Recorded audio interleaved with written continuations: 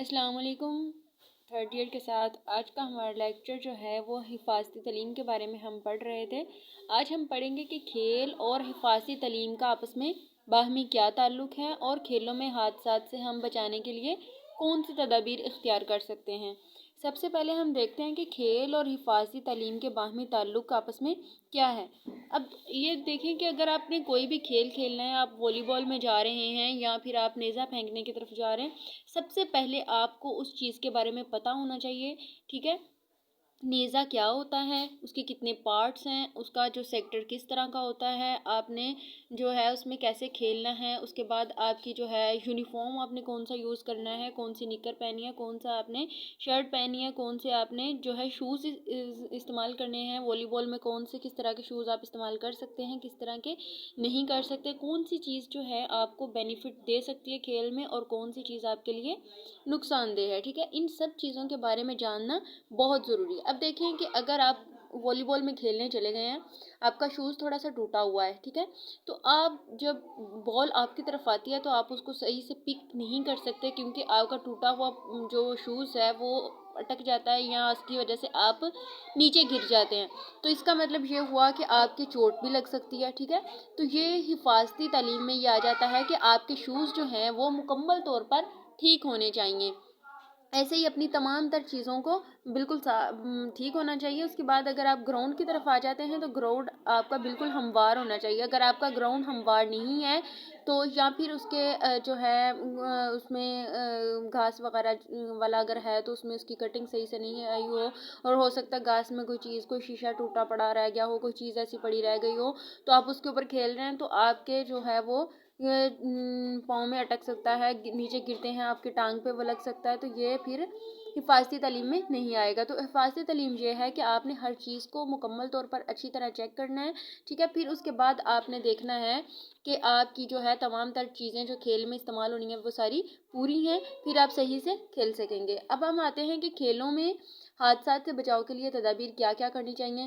کھیل کے آغاز سے قبل جسم کو مناسب طریقے سے گرما لیا جائے۔ گرما لیا جائے اس کا مطلب یہ ہوتا ہے کہ ہم جو ہے کھیل سے پہلے 5 سے 10 منٹ تک آپ نے وارم اپ کرنا ہے، جس میں آپ کو ہلکی ہلکی جوگنگ کروائی جاتی ہے، یا مطلب تھوڑا سا چھوٹی چھوٹی ایکسرسائز کروائی جاتی ہے، جس سے آپ کا جسم جو ہے وہ اس کا ٹمپریچر جو ہے وہ تھوڑا سا بڑھ جاتا ہے۔ اس سے آپ کوئی بھی کام کرتے ہو، جیسے اب بہت زیادہ سردی ہے تو اس کے بعد اس میں آپ فوراً سے جا کے کک لگانا شروع کر دیتے ہو، تو اس کی وجہ سے آپ کی باڈی میں آپ کی جو ہے انجریز ہونا شروع ہو جاتی ہیں۔ لیکن آپ اگر ہلکا سا وارم اپ کر لیں تو آپ جو ہے آپ کی باڈی کھیل کے لیے مکمل طور پر تیار ہو جاتی ہے۔ پھر اس کے بعد کھیل کے آغاز سے پہلے اپنے سامان کا جائزہ لینا ہے، ٹھیک ہے۔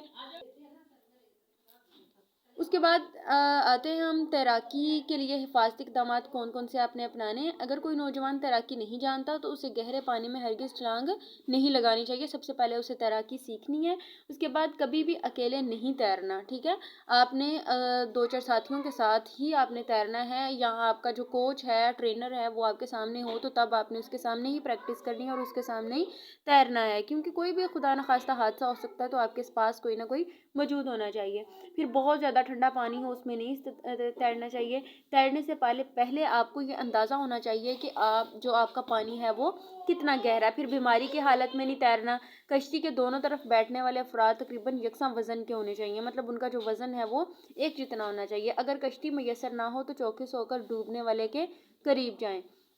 اگر ڈوبنے والا قریب ہے تو اس کی طرف رسا پھینکنا چاہیے یا لائف بیلٹ یا کوئی اور چیز جسے وہ پکڑ لے۔ اگر ڈوبنے والا دور ہے تو کشتی کی مدد سے اس تک پہنچنے کی کوشش کرنی چاہیے۔ اس کے بعد ہم آتے ہیں ہاکی کے لیے حفاظتی اقدامات کون سے ہونے چاہیے۔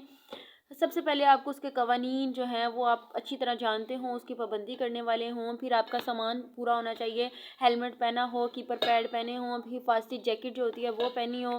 پھر اس کے بعد ہے ہاکی بوٹوں کا استعمال کرنا ہے۔ ہاکی کا آزادانہ استعمال نہیں کرنا چاہیے، ورنہ ہاکی کسی مخالف کھلاڑی کو لگ سکتی ہے، یعنی ایسے ہی ہوا میں نہیں اچھالنا چاہیے، یا پھر آپ کا جو ہے کھلاڑی ایک طرف آ رہا ہے تو دوسری طرف آپ کو اس کو نہیں گھمانا چاہیے۔